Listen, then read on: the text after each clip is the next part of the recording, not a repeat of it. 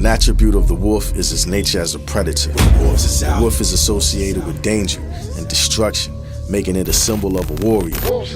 Wolves are associated with strength, loyalty, and success at hunting.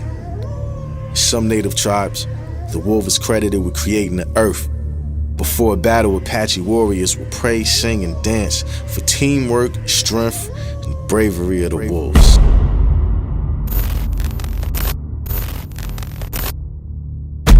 The black woman's alive.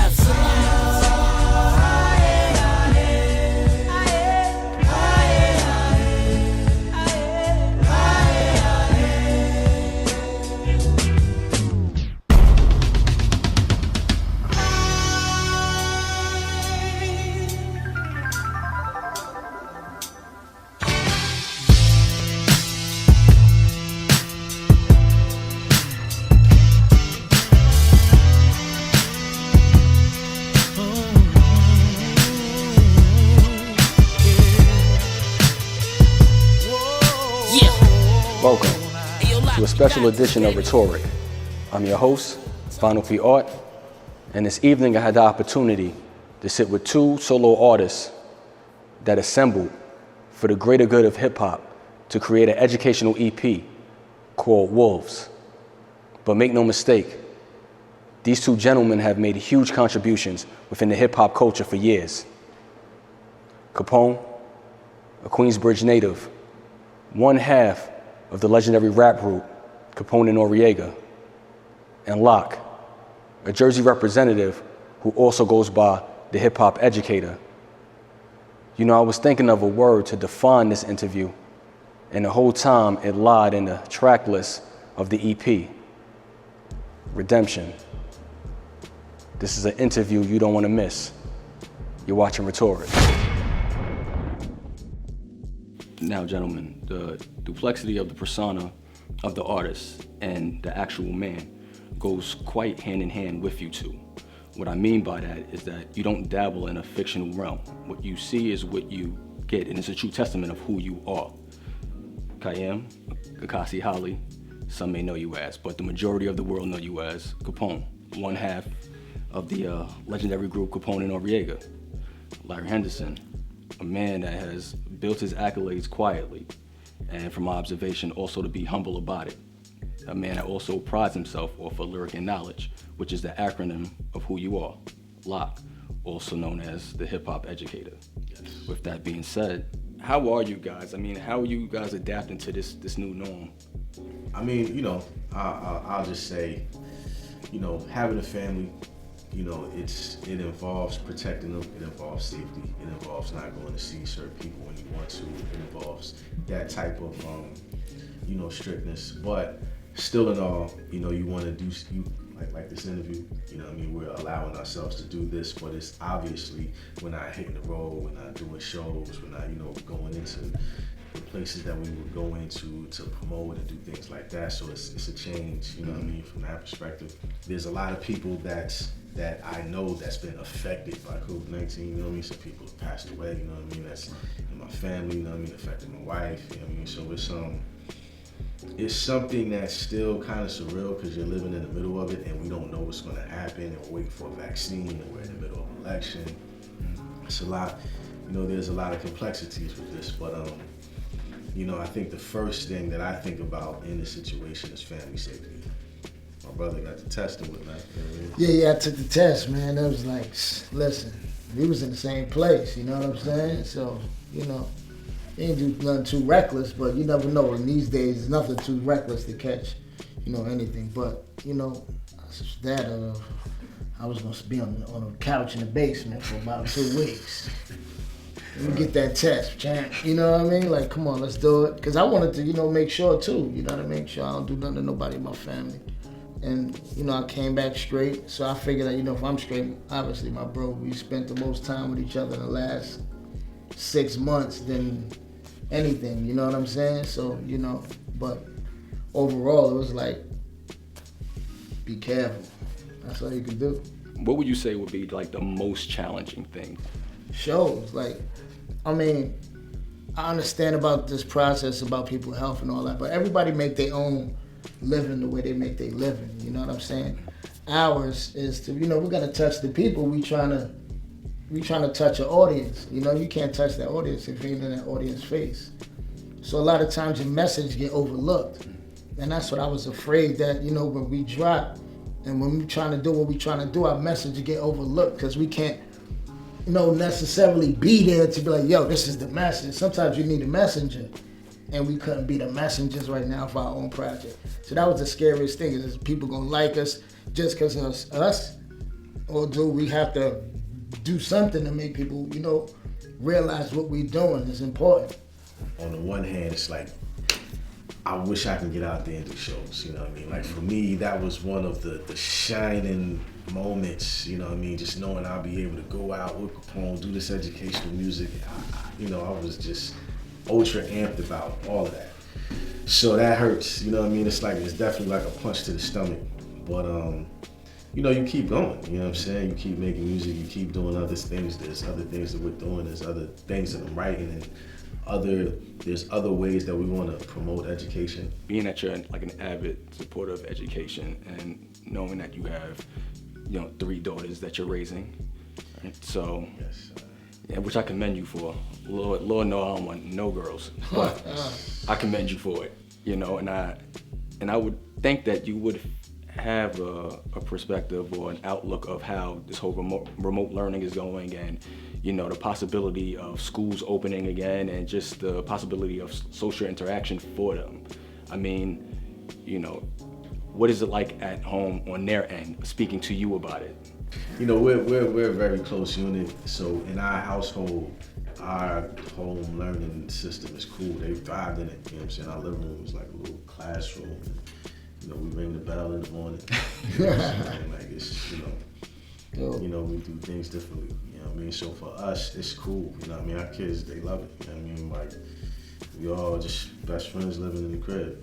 But they're fortunate to be in the predicament that they're in, because they can learn, they can thrive, you know what I'm saying? They can look on a computer screen and interact, you know what I'm saying? They do have a mom that's just incredible with teaching them, you know what I mean? But we do get to peek into other people's lives when we're looking at other families virtually. We do get to see who's not there, you know what I'm saying? And pay attention to that. We do get to see the remarks that are being made and the perceptions, you get to peep all that. So I just know when I'm saying I know what my kids experience, just because I know what other kids are.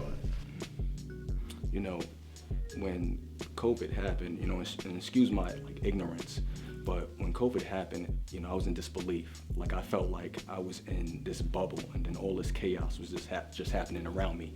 And then, when it started to hit home, and then once it hit the hip hop community, I was like, damn, this is real. And 2 people that we lost within the hip hop community, Fred the Godson, and then another Queensbridge native, King Shooter. I mean, Capone, I know you have crossed paths with these two gentlemen, plenty of occasions. Yes. I mean, what did that do to you? And like, what was your fondest memories of them? Man, I got so many memories, man. You know what I'm saying? It's just a picture right now of me circulating it one night after Nas concert at the Barclays with Mary. We all hung out backstage, and we all from the same hood, you know what I mean? And we took pictures, and we just laughed and joked and drank Henny. And that was just like the last fun time I had with him. But at the end of the day, Godson was my homie. Like he was like the last of a dying breed, spitters, you know what I'm saying? The people who really took that ball game seriously. And when he passed, it was like, I thought it was gonna be like not Fred good, you know what I'm saying? Because see, one thing about Black America, they'll tear you down for some ignorance, you know what I'm saying? And people, when Fred first posted the picture and he had like the mask, they're like, oh, well, he ain't got no oxygen tank, he all right, you know what I mean?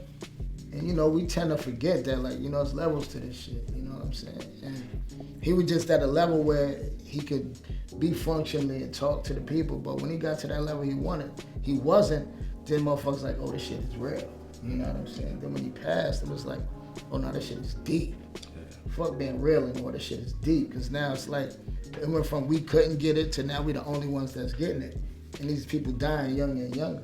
And that's the thing about like accumulating so many years, just within the music industry, because you build relationships, you come across so many people, and you make impact, in various ways, either positive or negative, but to touch on the positive impact that you created, just for hip hop 23 years ago.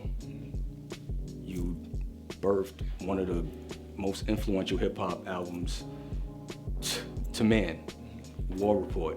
I mean, an instant classic, although Elliott Wilson gave it 4 mics and a sauce. Yeah. But shame on him. Elliott, my dude. But shame on Elliott, man. Shame on him. Shame on Elliott, man. But nah, it's all love. 23 years of shelf value. Yeah. That's a lot to say. Between just the production, one of the best production albums, in my opinion. It truly continued with the identity of Queen's sound. And then when you and Nori, came together, it just almost seemed like a hand in a glove. Yeah. You guys are so compatible with one another. And of course everyone knows that you guys met under not the ideal circumstances. Yeah, we was in School of Hard Knocks. Yeah, 92 Collins facility. Yeah. But the thing is, so many stories. No, Harlem Valley. Harlem Valley, okay. Yeah, see, Collins was on my second bid. See, that's the thing. So many stories are floating around. Mm-hmm. Even to the origin of how you guys met. Like I heard that, you guys met in kitchen duty. Then I heard that you guys met at the church in the prison, and then That's probably right. a basketball game, and then it goes as far as you had a rap battle. Nah, we never rapped a day in our life in prison. So from your mouth, tell me the origin of how you and Nori connected. No, the prison, the church was real. You know what I mean? When we was up north, we had the CO named Maldonado. You know what I'm saying? Carlos Maldonado, and he used to bring us to church to meet because we was both on different sides of the jail. So the days my house had church, he would bring Nori to the church, and me and him would kick it, and my man Worm, and then we went from there. And then we wound up playing each other in basketball in a championship game, and I ain't play no D on him, he ain't play no D on me. And I said, Joe, you nice. I'm gonna get you pulled in my house. And then we got him pulled in my house, and we played basketball and we talked shit, but never rapped. And then we was homies ever since. And I went home first, and that's when my life changed, and I, took a rap turn, and then I waited for my nigga, and then we did it together. Now, you guys created a movement. Everyone pretty much fell into the narrative of your story. From naming the boroughs after countries that were at war, Bosnia, Lebanon, Kuwait, Iraq, having this album called the War Report, even down to this the iconic album cover, which I thought was a brilliant concept. Just to name the album War Report and then have the multiplications of you and Nori as, and then they standing behind you, and then the split screen of showing Queensbridge houses, and then, the left rack houses. Who came up with the idea of that and just the creative direction? I think we both sat down. I think, there was a lot of weed going on there, but I think we sat down. It was because both of us are from two different hoods. So it has to be a way we can have part of his hood in the picture and part of my hood in the picture. This way, because if his got a little bit more than mine, we arguing. You know what I'm saying? If it was just an inch more, I said, nah, take that shit off. We need to be half. And then somebody came up with the idea, half the buildings. It was that's the winner. We don't got no arguments. No, I thought it was brilliant. I thought it was a brilliant concept. And I see that you and Lak took your own spin on that album cover when promoting the single What You See. Now, it's an aerial view shot of Queensbridge, and then Lak, you displaying just the project you grew up in New Brunswick. Excuse me if I'm, not too well versed in just the geography and landscape of New Brunswick, but, tell me about it. What was it like growing up in New Brunswick? I'm sure you witnessed a lot from that building 2 and that 4th floor. For me, living in New Brunswick, it was different phases. When I was living in the projects, it wasn't really I was a kid. My grandparents, we was living in the projects in my grandfather's house. Then we went from the projects and moved into another apartment building. And then, that's when things was getting a little crazy, because now I'm older now. Even though when I say older, I'm talking about like 8, 9. But the stuff we was getting into in 8, 9, it was crazy as opposed to, I can't imagine my kid doing anything, you know what I'm saying? So Yeah, I mean, when I grew up, we just walked around, like it was like 6, 7 of us. You know what I'm saying? My little crew just walking them up, but it was all black. You know what I'm saying? And then the Latino community came in, and then, they started dominating. Right. And you had to respect that. Because I remember, you know what I'm saying? They you know what I'm saying? I know some stories where some people got ran out of town, you know what I mean? Trying to throwing rocks when they saying, yo, y'all making too much noise. Chill out. Who y'all talking to? Throwing rocks, like those bottles. The next thing you know, it's like 1,000 people coming out, you know what I'm saying? You gotta scurry off. They block, that used to be your block. Yo, it's different things like that happen. So, you've seen the change. Now you're seeing a whole new wave. I mean, it has to do something to the mindset to, see your projects pretty much no longer there, now they're condos. And I mean, even just the school that actually started you on this journey of rapping, I mean, St. Peter's, I mean, that's no longer there either, is it? I know they closed that school down, but the last I was there, the actual school building was still there, but they was like taking parts of it. St. Peter's, that was a special school for me. Kicked out of there and went to Hillcrest. Kicked out of there, had to go to St. Mary's. I went to like 9 different schools. Wow. 12 years. Now, Lak, you also had a childhood friend that would eventually, I guess, grow up to play a huge contribution to another Queensbridge artist. Is that correct? You talking about Dorsey, my man Megahertz. Right. Yeah, I met Megahertz when I first moved out here. When I met him, he kind of taught me how to freestyle. Dorsey was like, just how you practice, like make up a character and stuff like that. And we did albums together, you know what I'm saying? Dorsey's the big bro, man. That's my big bro. Now, he would go on to produce Got Yourself a Gun, right? Definitely think they Got Yourself a Gun. The Nas joint was big, but Dorsey got a huge choice, man. But, isn't that ironic? Like, you ever think about it? Like, he went on to do something with another Queensbridge native, then you sitting here with Capone, and you know what I'm saying? Like, it's ironic. I credit that with Mercury Beach, though, man. It is ironic, you know what I'm saying? But I think more in line of my man Dave when I think of why I'm sitting here and why I'm sitting with my brother Capone. Well, I mean, I feel like, I'm a huge believer, like, we're connected. Like, we're all connected in some way, and, it goes, my question for you, Capone, like, just recently in an interview, Nas just said Queensbridge was like the Emerald City of hip hop, and I agree. I mean, I don't know another place that have produced so much talent within a block radius. Yeah. I mean, from athletes to just, musicians. I mean, MC Shan, Roxanne Shante, Nas, Mobb Deep, I mean, Comega, I mean, just tragedy. I mean, the list just goes on. I mean, did you understand like the magnitude of where you were at and just the talent that was just in your backyard? I mean, a lot of us that was like after Shantae was homeboys, like after the Juice Crew era was like our era. But we was all homeboys, so we knew that like I knew Nas was spitting, I knew Mega, but for me it was just like seeing like, all right, we had a whole generation before us, and now we got all of us, and everybody's getting deals though. That's what bugs me out. We all street dudes, we getting deals though. Hold up, Mega, you got to deal with that. Oh, you got it. Oh, so now we playing. You know what I'm saying?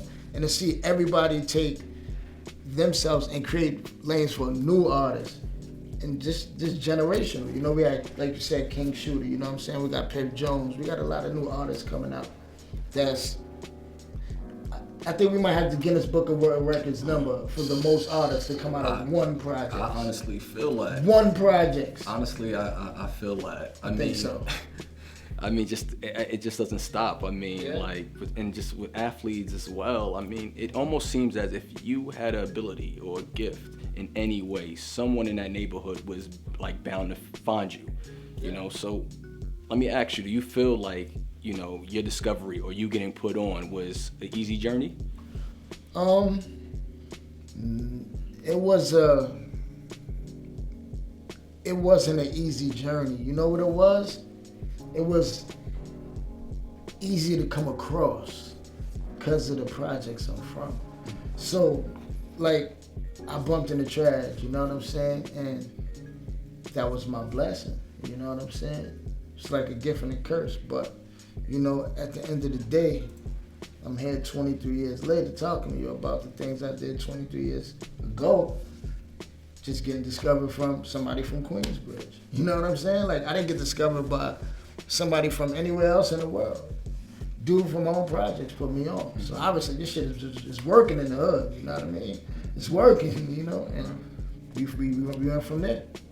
Now, Lak, you know, from my observation, it seemed like, you know, your journey of climbing the ladder of success came more of the traditional way. Like, you know, going through, you know, like open mics and, you know, college radio and just doing, you know, college tours, you know. Let me ask you, do you feel like that part is still prevalent to do in this day and age, especially the fact that hip hop is just like vastly just growing, you know, by the minute? I think that I have a story that a lot of millions of people have. Like, I started trying to get a record deal at 14. My first offer was for Rough House in Columbia. I had a manager, me and my man Ty Belford, and Dave, you know what I'm saying, and my man Steve Hill, who's on Magnum PI right now playing TC. I was 14 years old, you know what I'm saying? We went into Rough House Columbia, and my manager, and he was like, yo, this is dope, and they wanted us to meet dudes and all, but the point is, that's where everything kind of began. So it went from that to not working. It's more than just being on open mics, and you know what I'm saying? Like, that's, when you're doing that, you have a love for the craft. So I still do that, you know what I'm saying? Yeah, I've done that, and that's when you know you're a rapper. But now, can't say that's the way. You know what I'm saying? Like, everything is different. We live in a digital age. It's you know what I mean? People don't even, you got studios in your crib now with a laptop, and it's about streams, and you know what I'm saying? It's, you know, whatever your however you make it is how you make it. You know what I'm saying? Like, what you talking about is what we went through. It's our lane, that was our road. That I don't think that you can apply that to now. You know, I was thinking that, like, just the fact that, you know, music has evolved just throughout these years. And, you know, some people would say, like, oh, now it's kind of like a young man's game, you know, the fact that, you know, you just see this new wave of just young artists, you know. It almost seemed like the new one is popping out just every day, you know. I mean, yeah, seriously, I mean, Capone, do you feel like you're connected to this new generation of hip hop and just these new wave of artists? I mean, yeah, like, you know, at the end of the day, a lot of them, their parents know the history. So, you know, how we was raised off our parents' music. And at the end of the day, you gotta realize these dudes is 19, 20, their parents our age, they listen to CNN. I know they was blaming on there, they might have not liked it. But they listen, because you gonna listen with your daddy listening to, boy, and I'm listening to CNN today. Like, yo, I wanna listen to Lil Wayne. But nah, you know what I mean? But, you know, that's just, you know, this new generation is a new generation. And they starting to really take a lot of swag from us, man, you know what I mean? And I love it, you know what I mean? They getting a lot of they samples on just a lot of things that we did in the, you know, late 90s, you know, early 2000s, and, you know, we changed the game, you know what I'm saying? So, you know, then it's just another generation that changed it now. But, you know, there'll be old heads eventually if they last that long. You could do an interview, like, you know, 10 years later. Some artists don't make 5 years. I mean, do you feel like there's a disconnection with bridging the gap between what you guys were accustomed to growing up knowing to what's happening now? Do you feel like it's a disconnection? I mean, I think, like, because we really had to get on. We really had to go to these record labels. We really had to bump our shit. Now they could just go on YouTube or go, like, it's no more famous. Everybody's fucking famous. Like before, they used to see Capone N Noreaga. Now it's like, I see these niggas on Instagram every day. You know what I mean? I know this nigga had a blue t-shirt yesterday. You know what I mean? Like before it was like, I wonder what Capone wore today. Man, damn. They see us in the Word Up magazine or something, you know what I mean? But now it's like, nobody's famous. Everybody's fucking famous, man. Let's just put the F on everybody famous. You famous. That's how it is, you know what I'm saying? And then they start getting disrespectful because they got, trillion views. But at the end of the day, I respect it, little bro. I ain't no hater. I ain't one of them cats that's like, I just want to hear 90s music all day. I'm stuck in the zone. Nah, bro. I like to hear everything. I love all these little niggas, these new niggas. But I just like the acknowledgement sometimes, though. You know what I mean? Like,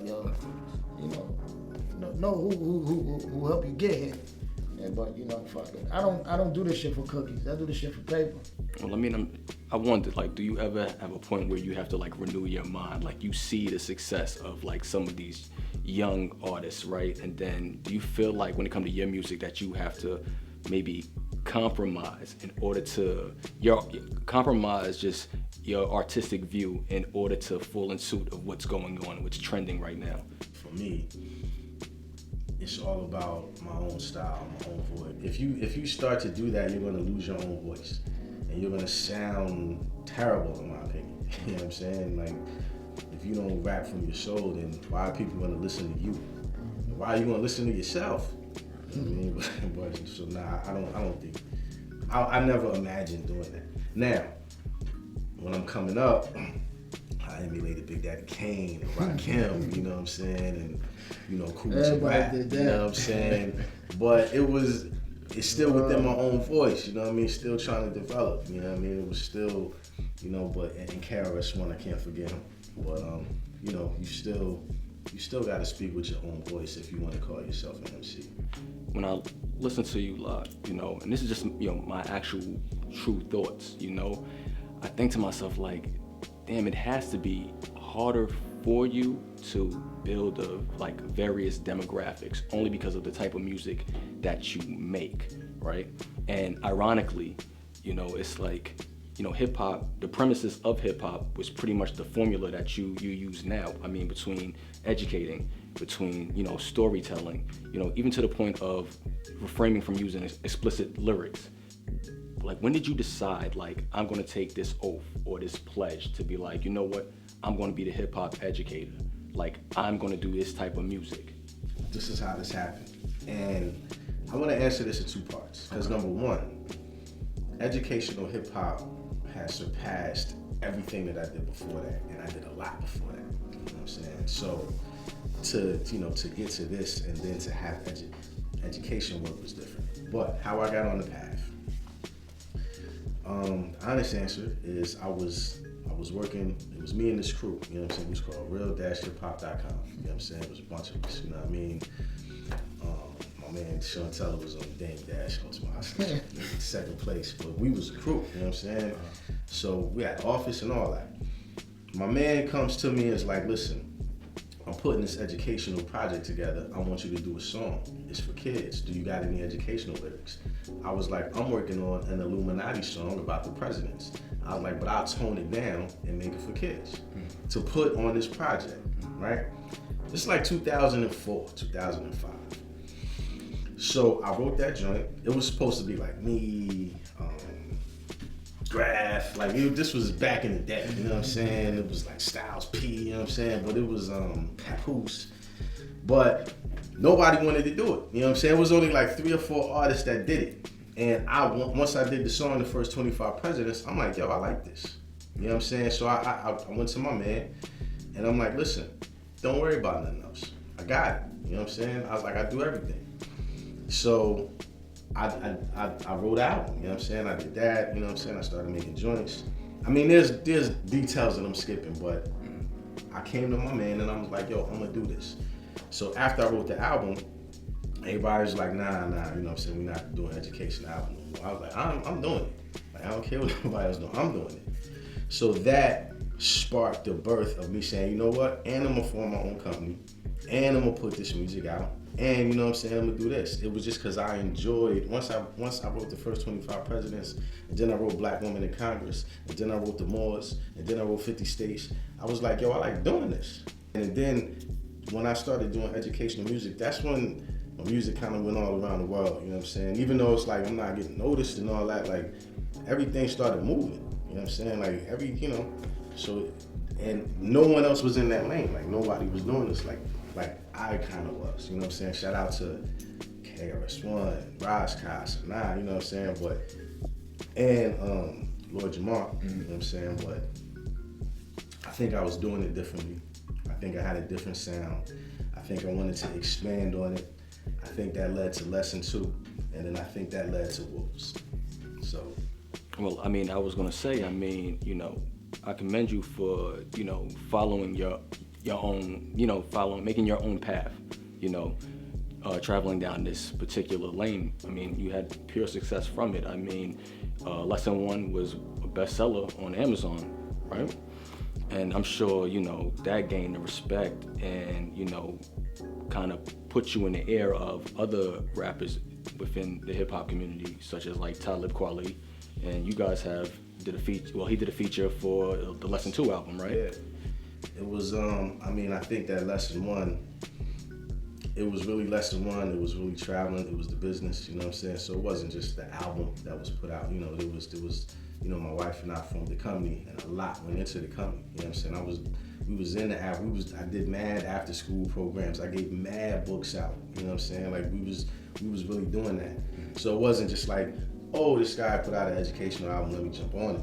You know what I'm saying? At that time, it was like you was able to see me move. You was able to see what I was doing. You was able to see the kids that we was touching.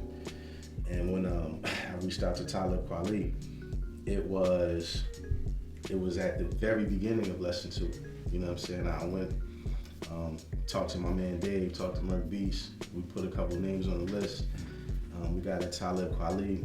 He got back to us. We agreed to do the joint. And when the album was done, you know what I'm saying, I walked into the studio and he's playing him and Capone's music. And I'm like, yo, I need parts. You know what I'm saying? I'm like, yo, just could you introduce me to the brother? I wasn't even really thinking, but it was like in the back of my mind. But I'm like, it may work out, it may not. You know what I'm saying? But I'm like, yo, just could you introduce me to the brother? The album was done. We was doing the mix down. So then it's like, nah, let's, you know, he played the track and everything worked out. Me and Capone met when we recorded Redemption. And, you know what I'm saying, the friendship sparked from there. But it was, you know, a lot of work went into just trying to do this educational joint and get to a particular point, you know what I'm saying? And I'm very comfortable with it. I think it's ageless and timeless music. It gives me the comfort to really just spread my wings in this MC field, you know what I'm saying? And say what I want to say, you know what I mean? And, you know, but it's a lot of work. Now we're here to this new EP, you know, Wolves. You know, collaboration effort on you and Capone's part. Where's it going? Yeah, it was his idea. Was it? So I mean, Capone, speak on it. I mean, how did this thought come to you? I mean, at the end of the day, you know what I'm saying? Me and my bro, like, you know, it was an instant like bond. You know what I'm saying? So I was like, you know, he's in 1 record, 2 record, like, might as well just keep this going. You know what I'm saying? We ain't gonna be sitting here, yo, man, let's just go in and go hard like wolves. Let's go in and get the fuck out. You know what I mean? Let's do this. And he was like, we went in, and every day it was like we scrapping, but bar scrapping. You know what I'm saying? And then you go in, I go in. You know, we sit there, we chop it up. Next thing you know, that's a song. We just have fun doing this project. And he want to say, I like, you know, I came up with it, but nah. We both sat there. This guy's he's a genius. I mean, I mean, listening to it, I mean, I can definitely tell that you guys had fun, and it was a friendly competition amongst bars. You know, 3 songs stand out to me on. I mean, I like the EP, but 3 songs really stand out to me the most. Wolves, Black Woman, and What You See. Right. So the EP starts off with Wolves, right? And you know, my perspective on that song, it seemed like, well, there's 2 perspectives. One perspective of a man that's just has a mindset of survival and aggression just because he's like a product of his environment, right? And this is just what he's subjected to, right? And then the other perspective is someone that pretty much is showing these same behaviors, but it's almost like what people expect from him. Almost as like he's not a leader, he's more so following suit of what people are pretty much doing around him. But I mean, that's just my take on it. I could be wrong, but Yeah, that's please. a great take. It's but, a great take, though. Got me thinking, like, but my own shit down. But I mean, expound on it. Like, I mean, did I was in the circumference of what it was, or? Well, I would say that I think that you have your own interpretation of what you heard, and from that perspective, you can't be wrong. You know what I'm saying? If that's what you took away from it, then that's what it is. To put it in a different term, my initial idea for Wolves was I wanted to write about this group that existed in 1600s is not ancient times, but of older times that I felt were wolves. That I felt I wanted to wrap it in a certain way. You know what I'm saying? Like I knew I was going to tell a story that wasn't really kid friendly. You know what I'm saying? Right. But they were wolves. You know what I'm saying? When I read their story, I'm like, yo, they gangsters. You know what I'm saying? Everything that they was doing was gangster. You know what I mean? But at that time, right, 1600s, right? So, and I wanted to do that and also put it into modern times to let people know that there's modern day wolves and there's wolves that existed back then. So when I, when I had the idea, I thought that Capone, was a good person to educate people on how a modern day wolf would move, still in a respectable sense, still in the sense that you understand and still come across so that you know exactly what it is when I'm talking about a modern day wolf. The person, like what you was describing, the beginning of what you were saying, like to me, I felt like you was talking about Capone's verse, when you described this person, this man, who was the leader, not the other person you was talking about, but that type of person, who's a wolf, leader of a pack, very smart, strategic, and to make that correlation, I thought it would be dope because if you know me as the hip hop educator and then I start talking about this, it's gonna be two left. You're gonna be like, I don't even know that about you. You know what I'm saying? Right. So I'm like, I sat on that idea for years. You know what I mean? And it was at this moment that this was able to come out. You know what I mean? I thought that this would be it just made sense. You know what I'm saying? And then Merc played the beat. You know what I mean? And it was crazy. Capone's up there right into the parts of the beat that I'm scared to touch. You know what I'm saying? Just for his level of being a professional, being a rapper. You know what I'm saying? But the song was dope, man. It came out perfect. But that was my idea for the song. To educate you about these group of people in history, you know what I'm saying? And to make you see the correlation between how the behaviors can correspond with one another. And that's exactly what I took, from it, and then, it was a black woman that also stood out to me. Now, a biography written by, you and Capone, pretty much speaking on two powerful black women in our history, Assata Shakur and Queen Nzinga, right? Capone, why were you so compelled to write about Assata Shakur on this? I read a book and I was like intrigued. I was just amazed on the perseverance she showed as a black woman. And, in those times it was hard. Like the resources wasn't there. They wasn't fighting for your freedom. Like, man, she went through hell. And for me, it was like, I'm looking at my mother, like, how strong she is, but,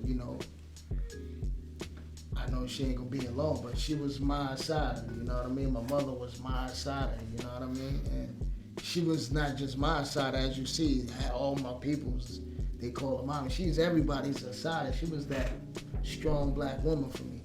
And when I read her book, I instantly just fell in love with the power she had as a black woman. It's funny, because when I listen to black women, who I thought about was Miss Holley, and you're never shy with expressing your love for your mother, especially when it comes to the anniversary of her passing, I believe March 12th. You know, being an only child, you know, I'm sure a lot of love pumped from that household. I mean, you know, speak on it. I mean, how? Yeah, man. I mean, like, you know, like people think like, you know, just me rapping now. Like my mom's at 7 years old had me at acting and modeling school at 7. At 8, 9 years old, I'm already on HBO doing magic shows every weekend with HBO. And by the time I was 13, I had a national commercial. So she worked her ass off to get me, you know. But I also got the perks of being the only child. You know, my crib was always well manicured. You know, my father was the number man, so anything I wanted, I got. You know, I had a lot of blessings, but I took another route. But overall, my mom, she was the one who actually pushed me to don't stop. Like, I knew, like, this commercial wasn't gonna be, I liked the attention. I liked to go to school, and they were like, I just saw you on TV, you know? And, you know, I was doing, unfortunately, you know, I got jammed up, commercial got taken down, you know, things changed real quick. But she did what she had to do to make sure that I see a different way. Like, this, you in QB, but this ain't all you got. You know, Lak, on your end, you know, I thought about, you know, Shari. Now, this is a cousin of yours, grew up in the same projects. Yeah, our mothers are sisters. Mm. So, yeah. I mean, it seemed like you guys had a strong, close bond. Well, I mean, you know, Shari's mom passed when she was 12 or 13. My mother's mom passed when she was like 12 or 13. Mm. So for my mom to take on her sister's kid, you know what I'm saying? You know, she was 20 when she had me. So her sister passed away. She was like 24, you know what I'm saying? Like, it was a short amount of time later. So me and Shari, I mean, we was always together anyway. You know what I'm saying? Like, it was just us two, even when, you know, we didn't build 2 and we built 3. Our grandfather is the same grandfather. I'm at Pop-Pop's house, you know what I mean? So, you know, she was mostly there. They was mostly there all the time. So, you know, we came up like that, you know what I mean? This was my sister, man. This was my mom's worked in New York. She worked at this recording for the blind joint, you know what I mean? So she was going all night. So, you know what I mean? And sleep all day, you know what I mean? Because she was going all night. It was me and Shari doing everything. You know what I mean? Shari was the person that made me punch my first person in the face. But she was yelling at me because I was being chased. She was yelling out the window, turn around and punch him in the face. You know what I'm saying? I had to do it. You know, this was that cousin, you know what I'm saying? Everybody from New Brunswick knows Shari, you know what I'm saying? So but, you know, that was my sister, man. You know what I'm saying? I'm still heartbroken that she's gone, you know what I'm saying? It wasn't really too long. It was November 13th when I got the call. Mm-hmm. So, you know, it's still kind of weird for me that she's not here. I was looking at a Facebook page not too long ago. It's still weird for me, but that's my sister, man. She helped me out with everything. You know, we did a lot. You know what I'm saying? Like we stole cars together when we was kids. Drove to New York. I was like 9, you know what I mean? But, you know, yeah, breaking into Johnny. And she would drive. New Jersey drive for you, huh? This was, you know, Shari was a different kind of, you know, Shari was wild. Shari, you know, it's just, I don't even want to get into the stories about it like that, you know what I mean? She's not here. Right, of course. You know what I'm saying? I feel weird talking about those things that we did, you know what I'm saying? But Shari, that's, you know, that was the type of stuff we got into. It's my sister. I mean, it's my sister, man. So I miss her. But yeah, Shari was. I wasn't thinking about it when I wrote the song. You know what I mean? But that takes nothing away from who she is to me. Right, of course. You know what I'm saying? The song was inspired by a totally different reason. I just respected how Queen Nzinga resisted slavery. You know, when you look into the stories about slavery and people like, you know, why are we here? Who resisted? You know, when you study history, you see all of these stories of resistance that we don't hear about. Right. And the fact that she held it down, you know what I'm saying? And the fact that she she lost her battles but never lost the wars, and her strategies and all of that. I just respected it. Because I'm like, it's two people I respect in history. Not, like greatly, but Queen Nzinga and Queen Hatshepsut. Okay. Those women are like bonkers to me. You know what I'm saying? So, you'll be hearing her story later. But, that's why I wrote that song. But my cousin Cherie is something different. Well, I mean, both women like instilled a lot in you too, and I mean, clearly it's a prime example of what you see. Yeah. I mean, no point intended, but that's where I was going next. But that was a good segue, lead in. Right up in there. But I mean, what you see is my favorite song on the EP. I mean, I just the vibe of it, and then y'all two going back and forth. So what you see go like, so it just reminded me of like just the Nas and AZ kind of vibe on it, But it was a lyric that stood out to me for you, Capone. It was I dropped out of high school, never made it to Lehman. Instead, I saw the jail cell, reading and learning the meaning. And then it made me think like, well, here you are, right? Sitting next to a Rutgers grad, right? Yet two different paths in life, right? But yet you're here together sharing the moment and just this forum, So it just made me think, right? Like how much of success has to do with school education, self-education, and then just personal experience. You learn as you go. Like a lot of shit you learn in high school don't count when you get to college. A lot of shit you learn in college don't count when you're an adult and you're trying to make it through life. I think that college is dope. I think if you want to go, you should go. I think if you can afford to do it, you should do it. I think if it's going to put you in some type of financial disarray for you and your family, that you shouldn't. There's other routes, or pick the school that you can afford if you still want to go. But, it's for you if it's for you. Right. You know what I'm saying? Some people go to trade school. Right. Some people don't, don't do none of that. Right. You know what I'm saying? And some people just form a business and build. If it's for you, it's for you. If it's not, it's not. When I think about just doing other things and just taking another route, I just think about like entrepreneurship, and clearly both of you two are a prime example of it. Capone, you have the fashion line now.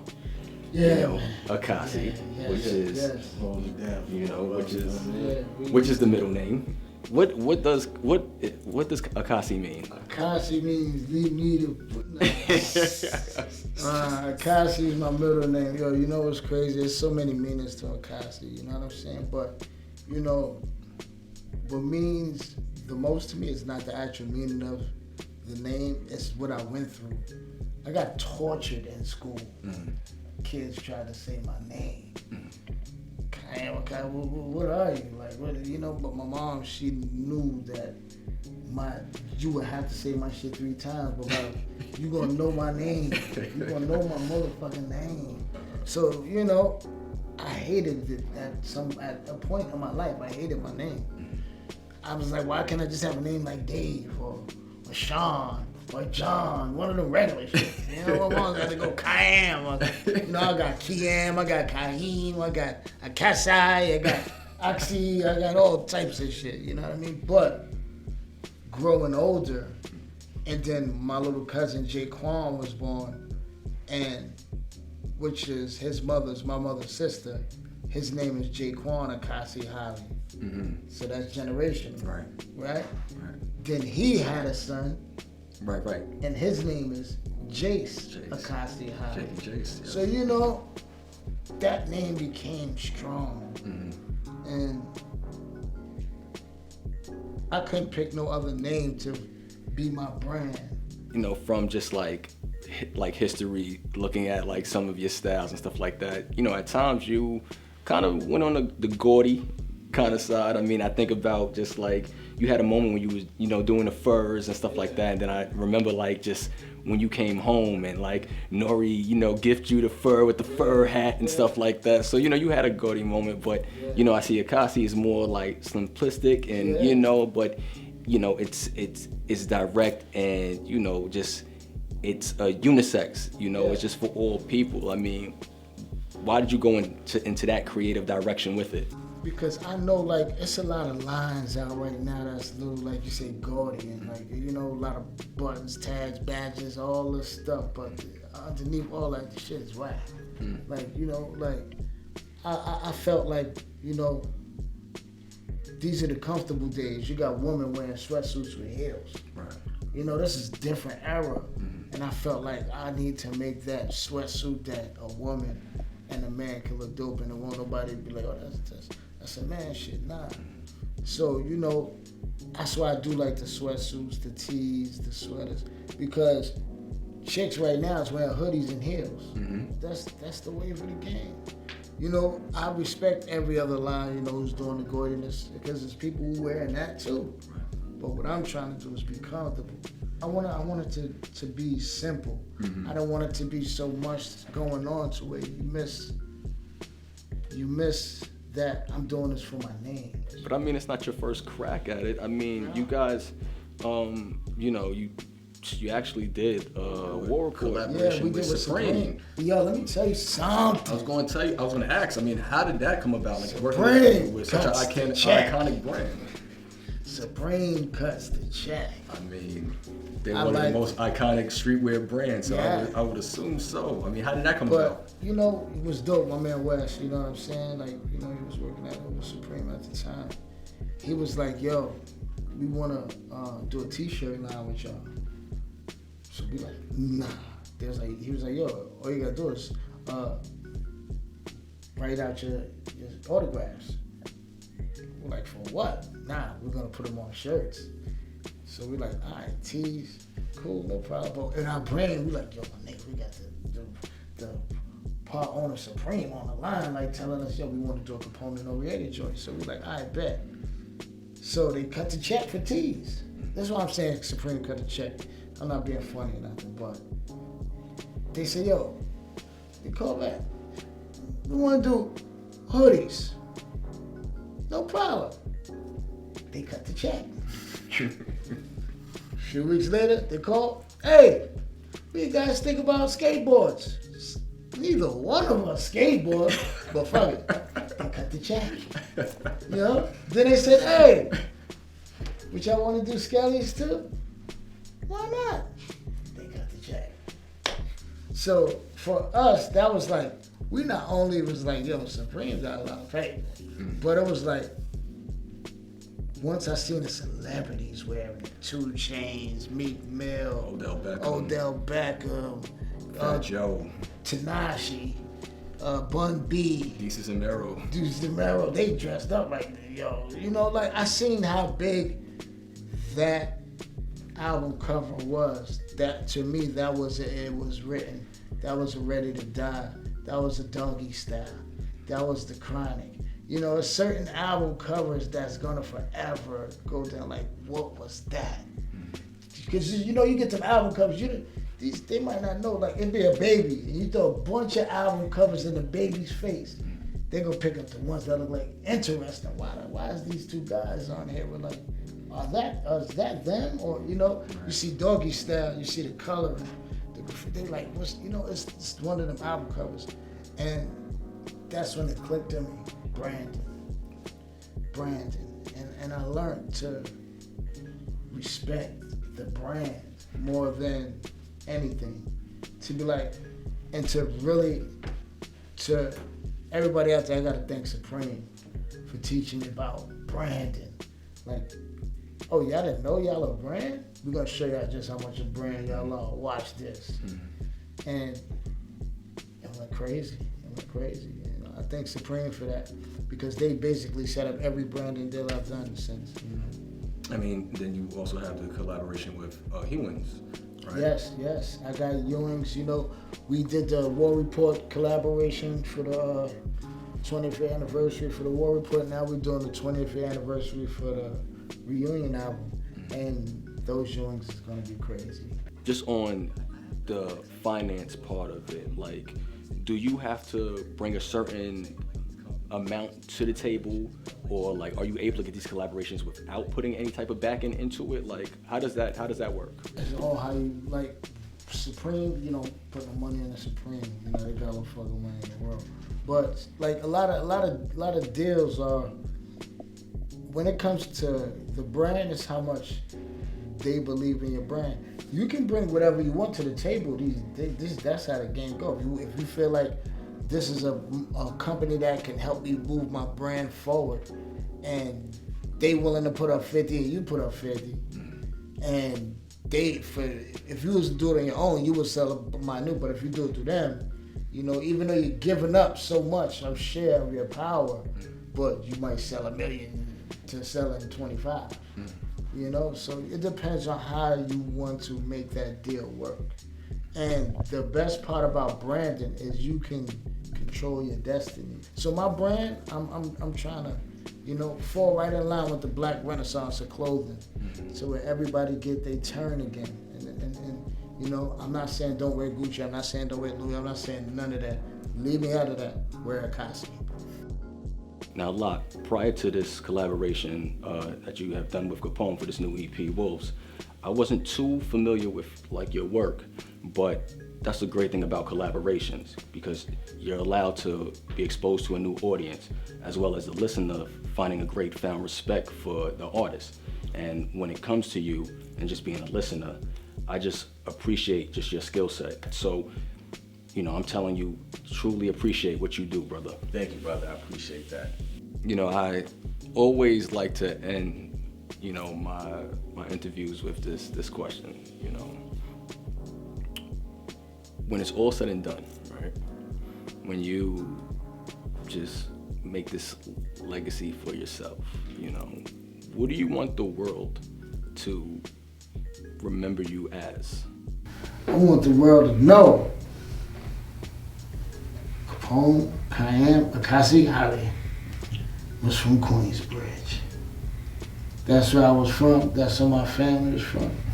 That's where you can find me. I'm gonna get a mausoleum built in my hood. Watch me.